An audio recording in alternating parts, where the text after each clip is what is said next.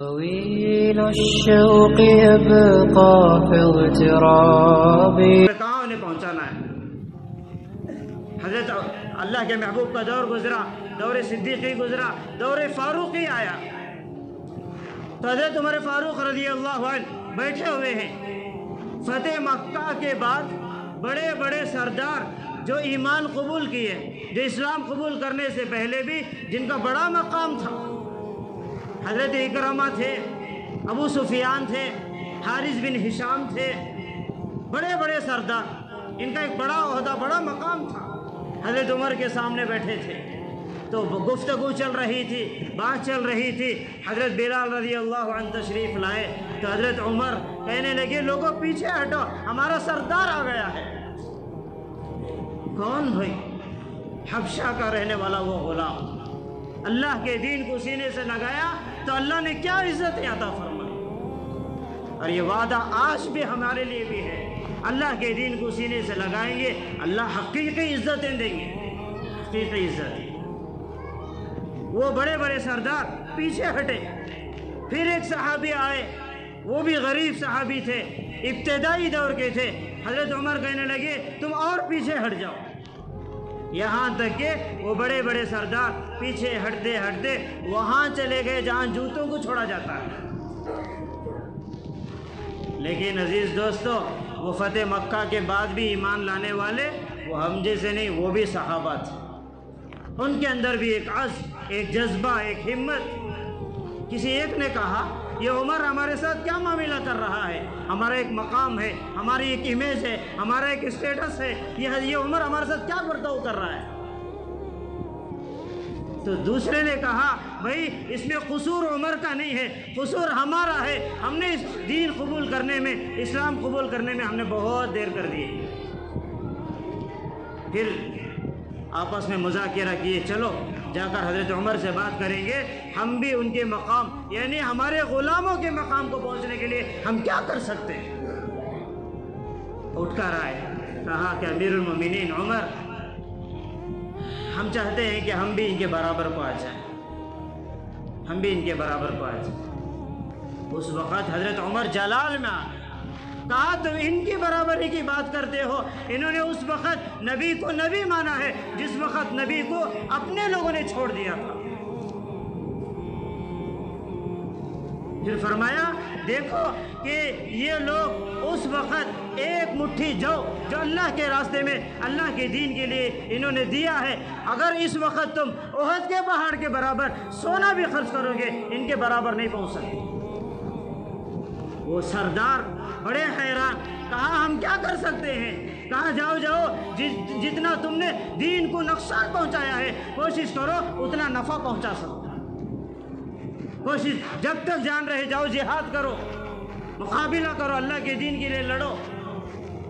نکل گئے بڑے بڑے سردار، حارث بن ہشام، یہ حارث بن ہشام اسلام کا سب سے بڑا دشمن، ابو جہل اس کے بھائی تھے، حضرت اکرمہ ابو جہل کے بیٹے، بڑے بڑے سردار چلے گئے نکل کر، ہمت نہیں ہاری، کہا چند دن کی دنیا ہے، چند صبح ہیں، چند شامیں ہیں، ہم ایسا کام کریں گے، ایسی محنت کریں گے تاکہ اللہ کو ترس آ جائے، ہماری پچھلی زندگی پوری اللہ معاف کرے۔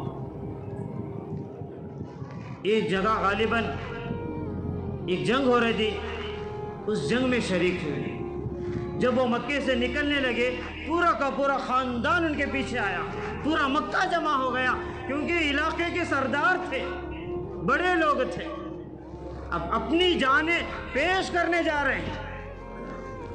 آج تو اس صدے کی قربانی نہیں مانگا جا رہا، بھائی وقت دے دے، تھوڑا وقت، حقیقی قربانی تو وہ لوگ دے کر چلے گئے۔ جب جنگ میں گئے جان کی بازی لگا کے لڑتے رہے، جہاد کرتے رہے،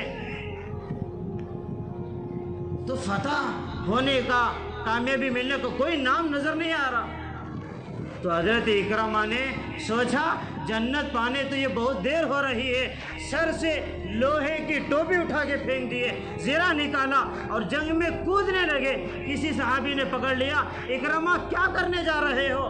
تمہاری ضرورت ہے اسلام کو، تمہاری ضرورت ہے مسلمانوں کو، جذبہ چنگاری اٹھی تھی، مجھے میرے رب کو راضی کرنا ہے، مجھے اپنی جنت بنانا ہے، اللہ کو راضی کرنا ہے، آخرت بنانا ہے، ایسا جذبہ قیامت تک آنے والے غافلوں کو پیغام دے کر چلے گئے۔ تو حضرت اکرمہ نے کہا او بھائی، مدینے میں جا کر اس خطاب کے بیٹے عمر سے کہہ دینا کہ اسلام قبول کرنے میں عمر نے پہل کی ہے، جنت میں جانے میں ہم نے پہل کیا۔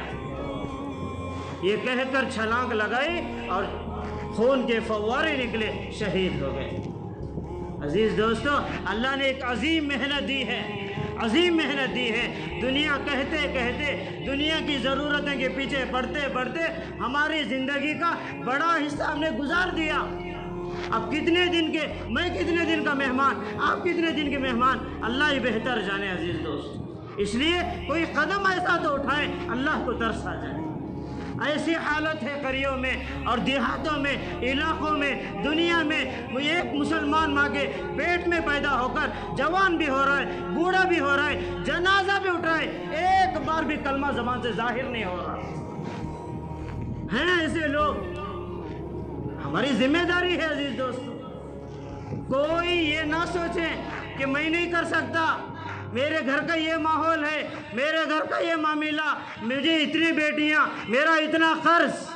نہیں عزیز دوستو، ایک بہت بڑے اللہ والے نے فرمایا اس امت کا ہر فرد اس ذمہ داری کو ادا کر سکتا ہے، اور کرنا چاہے تو آسانی سے کر سکتا ہے۔ اگر اس کے اندر کرنے کی طاقت نہ ہوتی، اللہ اسے اس امت میں پیدا بھی نہ کرتا۔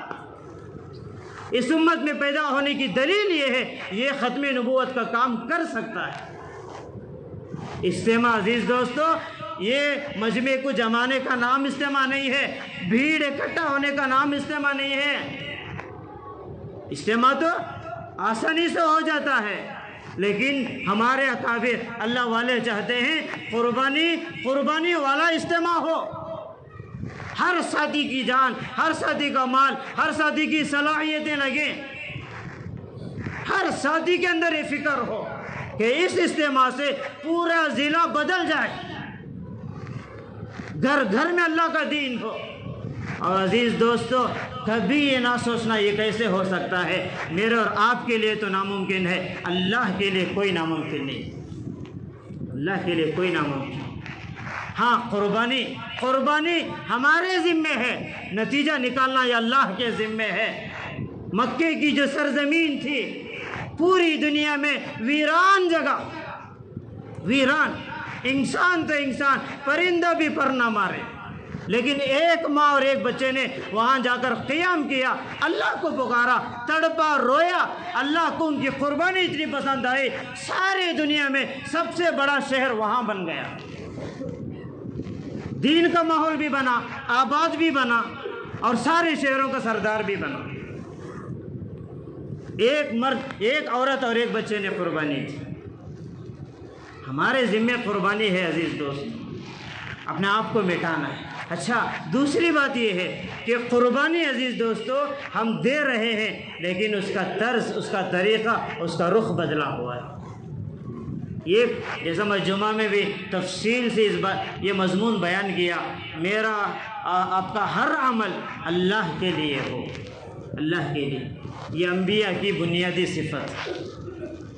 لوگوں کے پاس جاتے، تڑپتے، دعوت دیتے، کہتے ہم تم سے کچھ نہیں چاہتے، ہم تم سے کچھ نہیں چاہتے، بس ہم تو اپنا اجر اپنے اللہ سے لیتے ہیں، بس آپ دعوت قبول کریں، خالص اللہ کے لیے، خالص اللہ کے لیے۔ اپنا مقام، اپنی عزت، عزیز دوستو سب کچھ اللہ کے قبضے میں ہے، اللہ چاہے تو آن کے آن میں دے دیتا ہے۔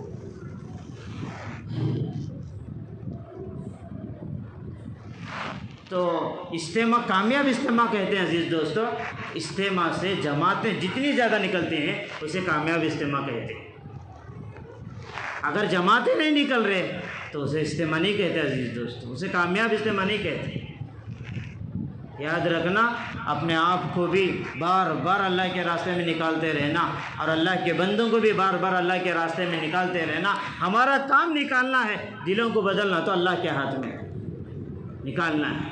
کیونکہ اللہ کا راستہ بڑی فضیلت والا ایک عزیز دوستو، آج جس ماحول میں اور آپ زندگی گزار رہے ہیں، یہ ماحول اتنا خطرناک ہے، اتنا خطرناک ہے، اتنا خطرناک ہے، کیا دیندار کیا بے دین گھرانہ سب کے گھروں میں جو بے حیائی کی آگ لگی ہوئی ہے۔